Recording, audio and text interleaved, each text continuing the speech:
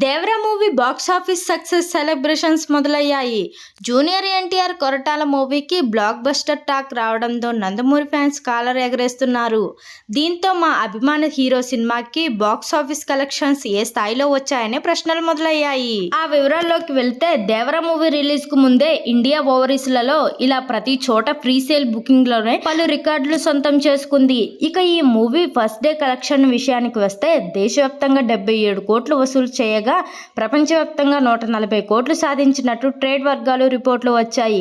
అయితే ఇక్కడ మరో ఆసక్తికరమైన విషయం ఏంటంటే ఇండియాలో వచ్చిన కలెక్షన్లలో 2 తెలుగు రాష్ట్రాల నుంచే ఎక్కువగా 68 కోట్లకు పైగా ఉన్నట్లు తెలుస్తోంది. ఈ 77 కోట్ల కలెక్షన్లో తెలుగు నుంచి 68.6 కోట్ల, హిందీ నుంచి 7 కోట్లు, కన్నడ నుంచి 30 లక్షలు, తమిళం ద్వారా 80 లక్షలు, మలయాళం వెర్షన్లో 30 లక్షలు వచ్చాయి. అలాగే దేవర పార్ట్ 1కు శుక్రవారం 79.56% వెలుగులో థియేటర్ అక్యుఫెనీ నమోదైంది. అయితే దేవరా మూవీకి పలు చోట్ల మిక్స్డ్ రివ్యూ ఉన్నప్పటికీ వరల్డ్ వైడ్ గా టాప్ డే 1 వసూళ్లలో నిలిచింది.